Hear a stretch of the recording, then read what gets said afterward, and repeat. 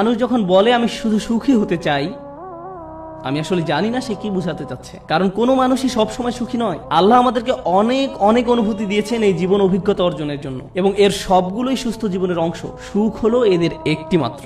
যদি আপনার আকাঙ্ক্ষা শুধু সুখী হওয়া হয়, তাহলে আমাকে বলতেই হচ্ছে যে আপনি হতাশ হবেন। সুখ কখনোই ঘটবে না। আমি শুরু করব সুখের সন্ধান দিয়ে। আমি যেটা বলতে চাচ্ছি তা হলো, এটা যদিও চমৎকার একটা উপমা, আর এই জাতির প্রতিষ্ঠাতাদের মনে অবশ্যই ভালো উদ্দেশ্য ছিল, কিন্তু আমি আসলে খুবই অবাক হয়েছি। কারণ কোরআনে সুখের সন্ধান নিয়ে কিছুই বলা হয়নি। কোরআনে সুখের সন্ধান নিয়ে কিছুই বলা হয়নি। খুবই তাজ্জব ব্যাপার। আমি 15 বছর ধরে এটা বুঝতে চেষ্টা করেছি যে কোরআনে কোথায় এই সুখের সন্ধানের কথা বলা হয়েছে।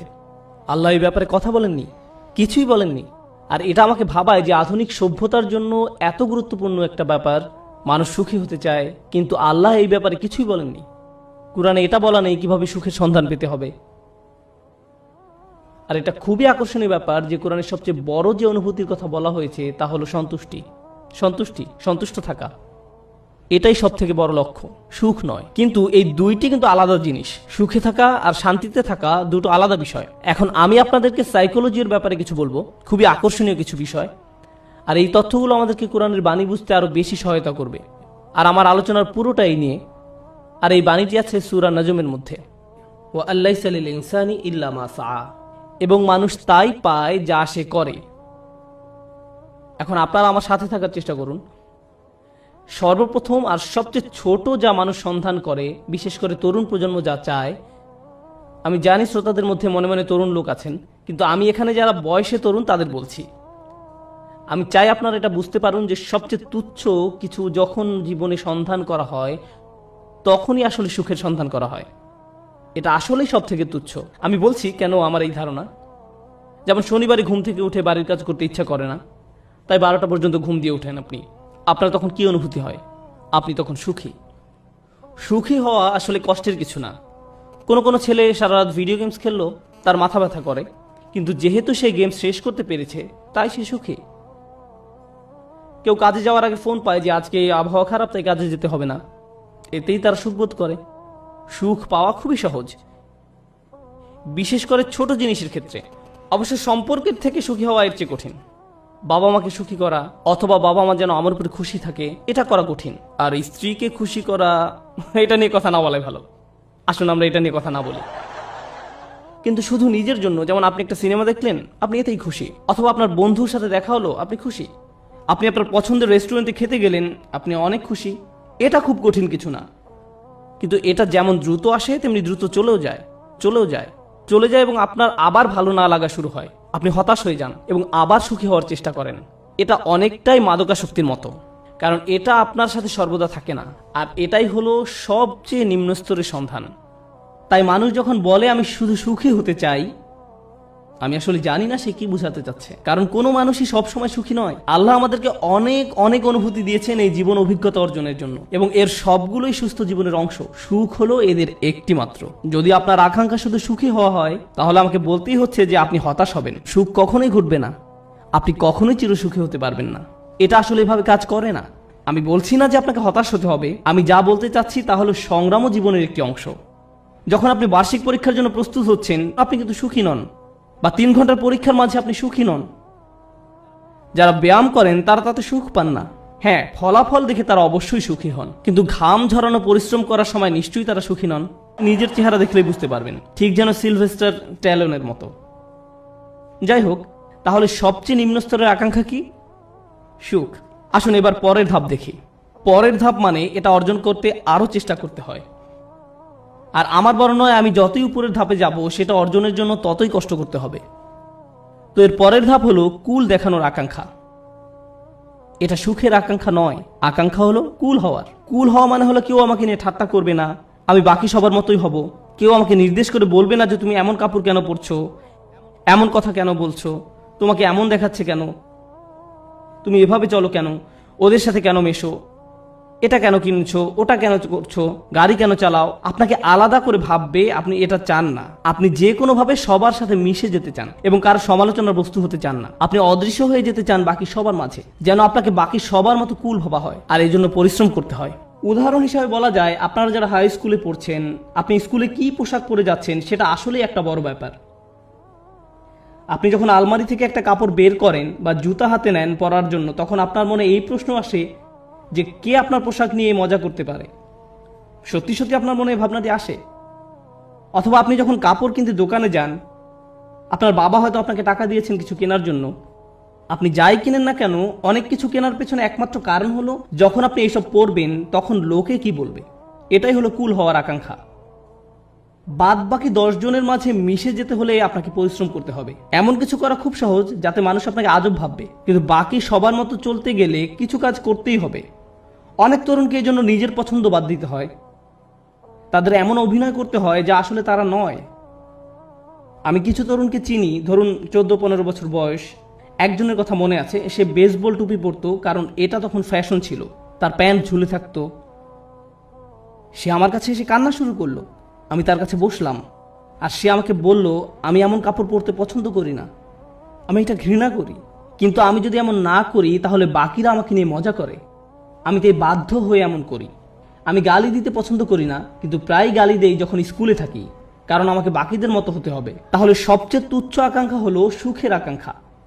এর পরের ধাপ হলো কুল হওয়ার আকাঙ্ক্ষা। এর পরের পর্যায়ে কি? জনপ্রিয় হওয়ার আকাঙ্ক্ষা।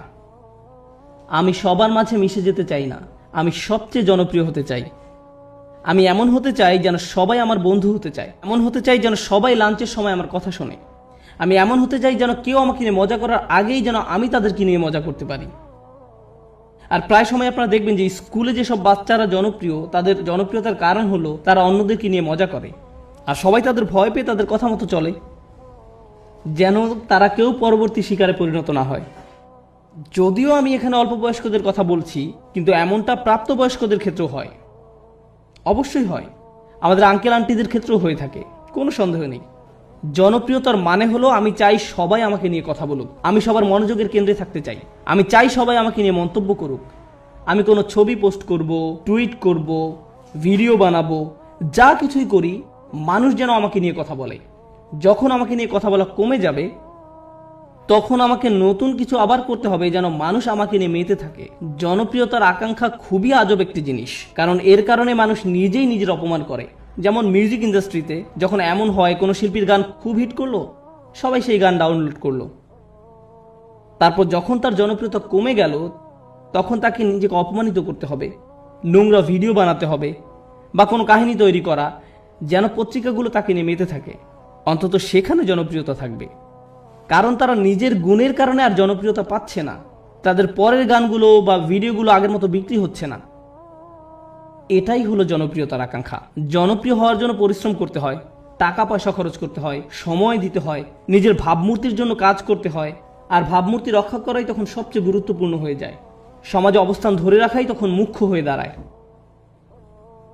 এটা হলো পরের পর্যায়, কিন্তু এর উপরে আরও ধাপ আছে। এরপর এর উপরে রয়েছে আর এক ধরনের প্রচেষ্টা, সেটা হলো সম্মানের পেছনে ছুটে চলা। কলেজের ছাত্রদের কাছে এটা বেশি গুরুত্বপূর্ণ প্রাথমিক বা হাই স্কুলের ছাত্রদের চেয়ে। এইমাত্র আমি কি বললাম? সবার নিচে সুখ, তারপরে কি? কুল, সামাজিকতা, তারপর জনপ্রিয়তা। সম্মান মানে হলো আপনি আপনার নিজের সাথে এমন কিছু যুক্ত করতে চান যেটা অনেক মূল্যবান।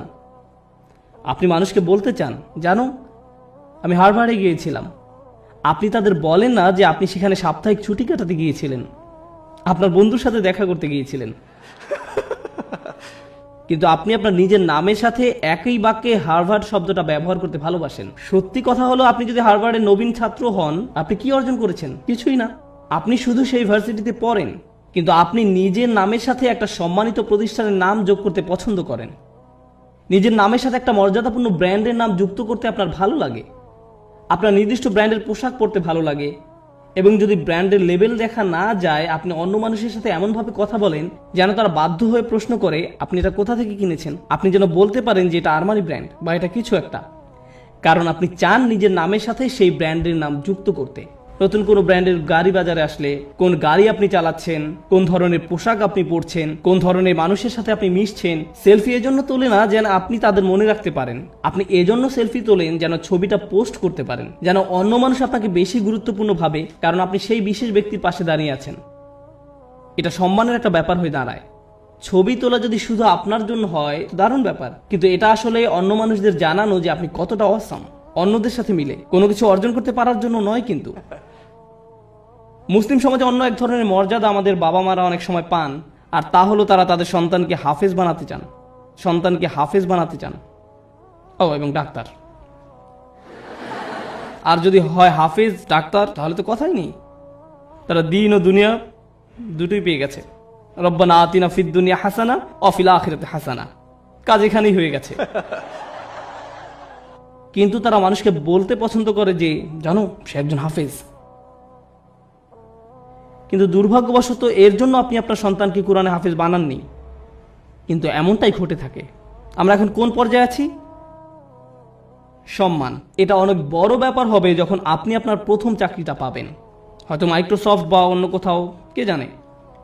ধরেন আপনি বড় কোথাও চাকরি পেলেন, হয়তো গুগলে, তারা আপনাকে আপনার ব্যাজ দিবে, যেটা আপনি মসজিদেও পড়ে আসেন। যেন কেউ প্রশ্ন করে যে তুমি কি অনেক বেশি গুগল ব্যবহার করো যে তারা তোমাকে একটা বিশেষ ব্যাজ দিয়েছে, আর আপনি তখন বলার সুযোগ পান না না আমার সেখানে চাকরি হয়েছে। আপনি মানুষকে জানাতে চান যে আপনি কি অর্জন করেছেন। তাফাখুরুম বাইনাকুম, কুরআনে এটাকে এভাবেই বলা হয়েছে, অন্যদের দেখানোর ইচ্ছা যে আপনার কি মর্যাদা আছে। যাই হোক, আমি আবার একদম নিচ থেকে শুরু করতে চাই। প্রথমে কি ছিল? সুখ। দ্বিতীয়, সামাজিকতা। কুল। তৃতীয়, জনপ্রিয়তা। চতুর্থ, সম্মান। তার উপরে টাকার পিছনে ছুটে চলা।